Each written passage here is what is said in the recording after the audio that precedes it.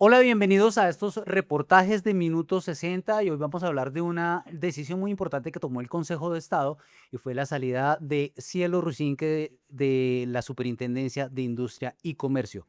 Nos acompaña el ex superintendente de sociedades Francisco Reyes, quien entre otras ayudó a redactar pues todos estos decretos para que estas superintendencias tuvieran un nivel de funcionarios acorde a su profesión. Bienvenido nuevamente a Minuto 60, doctor Reyes. Muchas gracias por la invitación, Mauricio. Un saludo muy especial para ti y para toda la audiencia de Minuto 60. Bueno, doctor Reyes, ¿cómo recibe usted, cómo le pareció esa decisión del Consejo de Estado de sacar a Cielo Rusinque?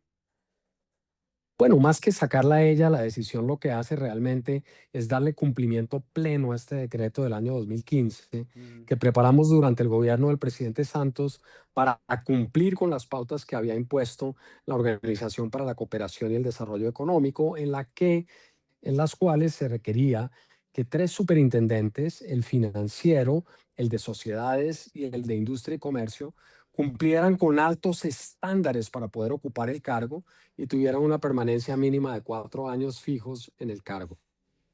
bueno, El decreto lo que hacía realmente era exigir, en primer lugar, una formación académica adecuada en términos de títulos universitarios, y por eso se exigía que el funcionario tuviera maestría o doctorado en áreas afines a la actividad para la cual estaban siendo designados. ujú. Y en segundo lugar, se requería igualmente que el superintendente designado tuviera por lo menos 10 años de experiencia en materias afines a la gestión de la superintendencia correspondiente. Esto, desde luego, tiene toda la lógica porque apunta a permitir que el funcionario pueda cumplir adecuadamente sus funciones conforme a las responsabilidades altísimas que le corresponden en cada una de estas entidades. Bueno, en el caso de ella, por lo que presentó en su hoja de vida, entonces no era apta para estar en el cargo. Sin embargo, pues lo que se ha mencionado, lo que se ha dicho, es que se iba a modificar ese decreto para que ella se quedara en el cargo o ajustar mejor los requisitos para que ella quedara en el cargo. ¿Esto es viable? Pues por supuesto, la jugada es clarísima, ya la han usado en otros casos. Consiste en derogar el decreto que exige requisitos específicos para ocupar el cargo, expedir en su reemplazo otro que tenga un umbral de requisitos mucho menor, que se adapte a las condiciones deficientes del funcionario removido, y luego lo vuelven a nombrar en el mismo cargo sin que haya ningún problema respecto de la ley. Como el decreto es expedido por el presidente de la República, Ujú. y es dentro de las facultades del presidente que se expide el decreto de fijación de calidades o requisitos para ocupar el cargo, pues el presidente simplemente deroga el decreto y lo reemplaza por uno en donde el umbral de condiciones es mucho menor, con lo cual desde luego se defrauda la confianza pública y se le da un mensaje terrible a la comunidad empresarial, en el sentido de que cualquier persona, independientemente de su carencia absoluta de experiencia, Sí. puede ocupar estos cargos que son muy sensibles para la actividad del Estado y de las empresas. En cuanto a la Superintendencia de Industria y Comercio, el rol que venía desarrollando ella, ¿usted cómo lo vio? ¿No cree que de pronto ella sí tenía por lo menos las aptitudes para ejercer el cargo?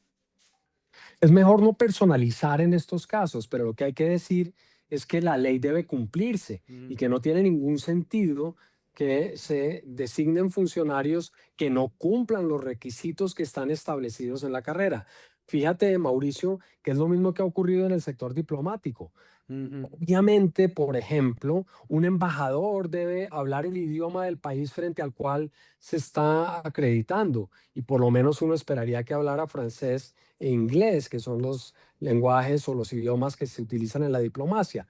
Como el Consejo de Estado ha estado vigilante sobre funcionarios que no cumplen con los mínimos requisitos para estar en el sector diplomático, el gobierno, o más bien el presidente, de la manera más agresiva y de la manera más irresponsable, lo que hace es derogar los decretos y expedir unos nuevos en los cuales no se exija ningún requisito para representar al país ante gobiernos extranjeros. Aquí, insisto, sin personalizar y sin hacer ningún juicio de valor sobre la gestión buena, mala o regular de la señora Rusinque, lo cierto es que es una absoluta afrenta contra la institucionalidad del país que se designen funcionarios que ni siquiera cumplan con los requisitos que la ley establece. A mí me parece que con toda la corrupción que hay en Colombia y con toda la informalidad en la gestión pública y con toda la falta de cuidado y de diligencia que ha caracterizado a la actividad del Estado, nunca habíamos tenido esta clase de decisiones en las cuales ni siquiera se observa el mínimo respeto por los requisitos impuestos en la ley. Bueno, ¿y qué opina de lo que publicó el presidente Gustavo Petro en su cuenta de X, donde manifiesta lo siguiente, abro comillas? El fallo contra la permanencia de Cielo Rusinki en su cargo de vigilante sobre la industria y comercio para defender al consumidor y libre de competencias es pura persecución política a mi gobierno.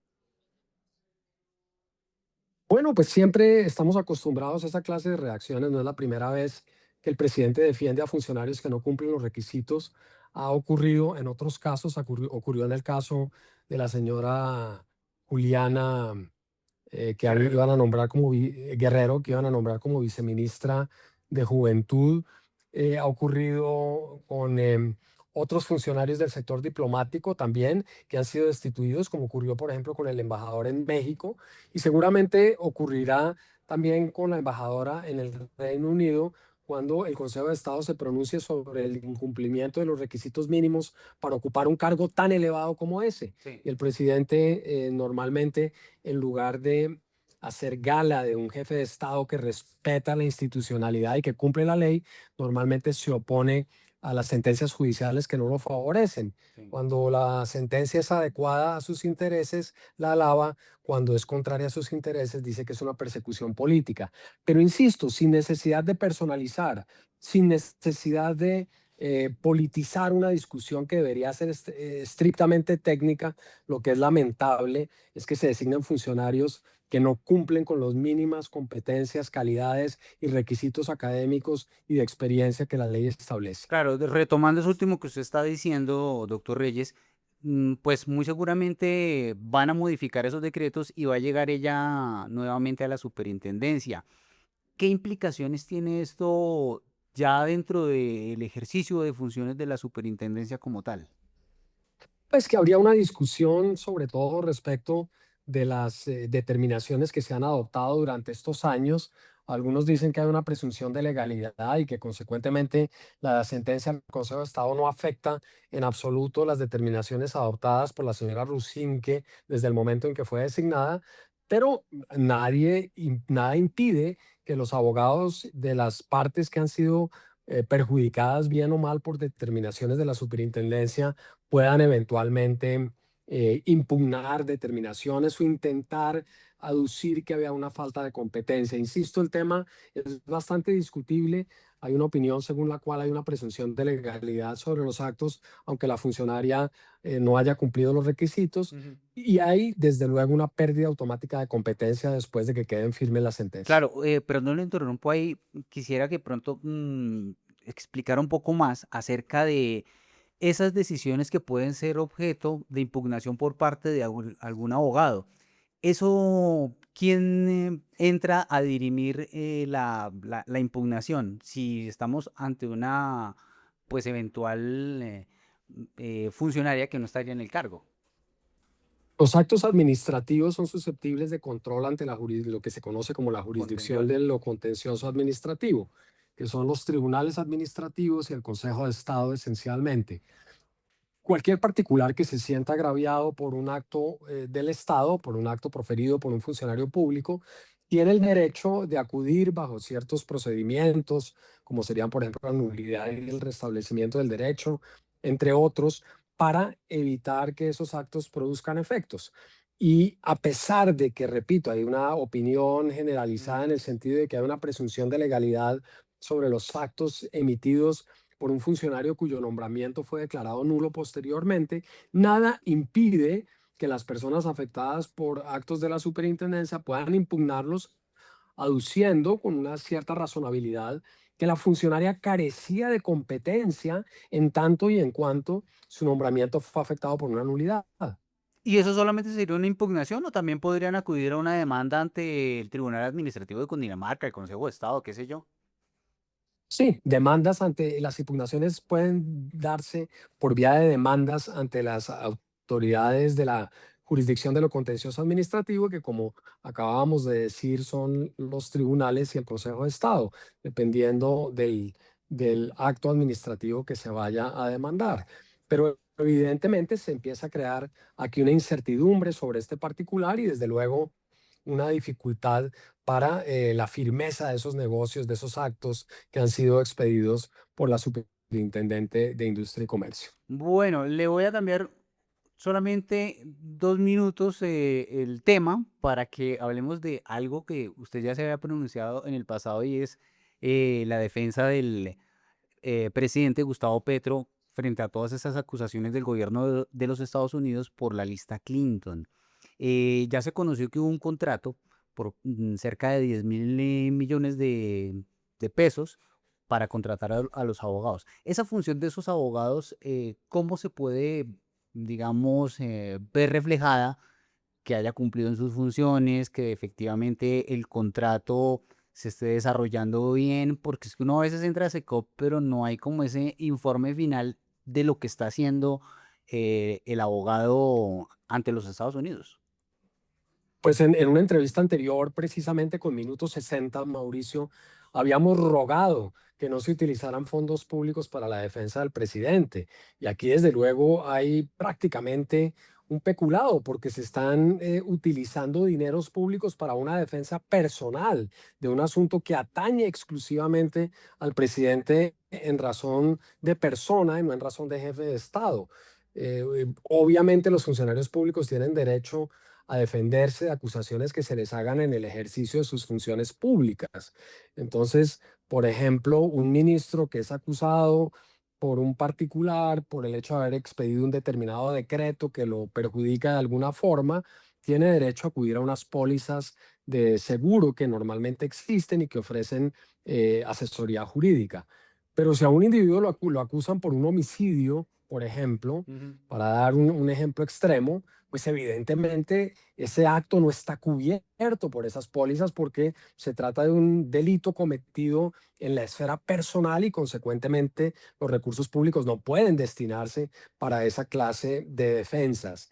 Entonces, habíamos dicho en su momento, Mauricio, que temíamos, y fíjate que se ha venido cumpliendo todo lo que dijimos en ese momento, Ujú. temíamos que los recursos públicos se fueran a utilizar para la defensa.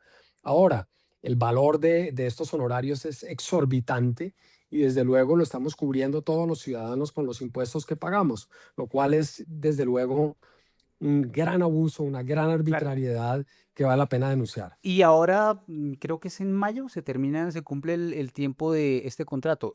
¿Se puede renovar? ¿Cómo funciona esto ante pues, quien está investigando al presidente Gustavo Petro en los Estados Unidos?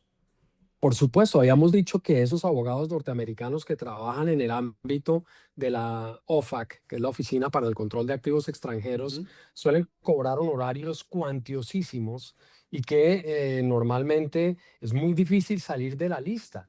Entonces es muy probable que después de cumplirse un cierto término, esos abogados vuelvan a cobrar y no nos cabe ninguna duda de que el presidente nuevamente echará a mano de recursos públicos para una defensa que es estrictamente personal. Yo esperaría que esto más adelante pudiera ser denunciado, si es que no lo ha sido ya, para que las autoridades impongan las sanciones correspondientes. Pues, doctor Francisco Reyes, ex superintendente de sociedades, muchas gracias por estar en Minuto 60. Muchas gracias, Mauricio. Un saludo especial a ti y a toda tu audiencia. Y a ustedes también los leemos con sus opiniones frente a este tema que tiene que ver con la decisión del Consejo de Estado frente a Cielo Rusinque y pues también el nuevo, la nueva arista que nos acaba de dejar acá el ex superintendente con relación a ese abogado que está pagando el presidente Gustavo Petro y que se estaría dando un peculado. Soy Mauricio Beltrán, Minuto 60. un infinito de información.